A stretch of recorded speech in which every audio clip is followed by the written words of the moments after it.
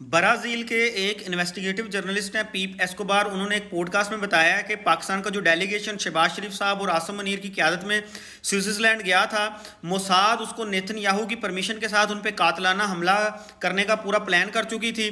Pakistani intelligence agencies को इसकी report पहुंची तो उन्होंने वाया ओमान एक मीडिएटर ओमान को यूज़ करते हुए इसराइल को एक डायरेक्ट पैगाम पहुंचाया कि अगर हमारे डेलीगेशन में से किसी को कुछ भी हुआ तो हम आपको सफ़ा हस्ती से मिटा देंगे। उन्होंने कहा, ये अल्फाज है कि उन्होंने डायरेक्टली एक बहुत ही ख़तरनाक किस्म की धमकी दी पाकिस्तान ने। दैट मीन्स कि पाकिस्तान ने डायरेक्टली क्वाइट पॉसिबल एटमी हमले का भी धमकी दे दी हो। तो ये एक बहुत बड़ी खबर इस वक्त चल रही है कि आपका जो मीडिया टॉक्स है उसके ऊपर पाकिस्तान की बड़ी मेहनत है। आपने शहबाज शरीफ के एक्सप्रेशंस भी देखे जब ईरानी डेलीगेशन उठ के गया एहतजाजन ट्रंप का ट्वीट दिखा के।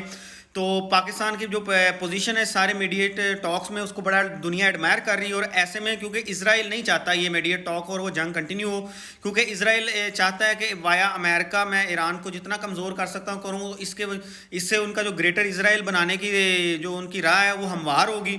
तो इसराइल पहले दिन से ये मीडिया टॉक्स और इन दोनों ममालक की आपस में सुलह सफाई जो है उसको नहीं चाह रहा। तो उसको फिर यही नज़र आया कि मीडिएट्स जो हैं, ये जो मीडिएटर्स हैं, हम इनके ऊपर कोई हमला करें, फिर नए मीडिएटर आने, नई चीज़ें होने में बड़ा टाइम लगेगा।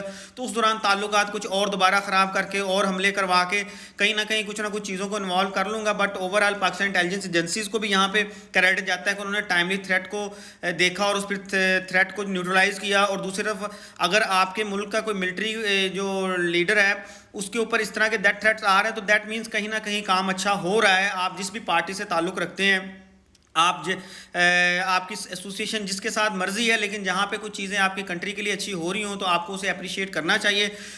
जेडी विंस ने भी आसिम मुनीर साहब की जो है बड़ी तारीफ़ की कि उन्होंने बड़ा अहम किरदार अदा किया। और उन्होंने ये भी कहा कि पिछले 3 महीनों में मेरी जितनी ज़्यादा बात आसिम मुनीर के साथ हुई है शायद ही किसी के साथ हुई हो। तो दैट मीन्स कि बड़ी एक सख्त मेहनत पाकिस्तान कर रहा है ईरान और अमेरिका के ताल्लुकात को बेहतर लाने में। बाकी होपफुली जी जो चीज़ें बेहतर हो जितनी भी बेहतर हो, पाकिस्तान की मदद के साथ ईरान और अमेरिका एक नया ताल्लुक़ और एक बेहतरीन ताल्लुक़ कायम करें।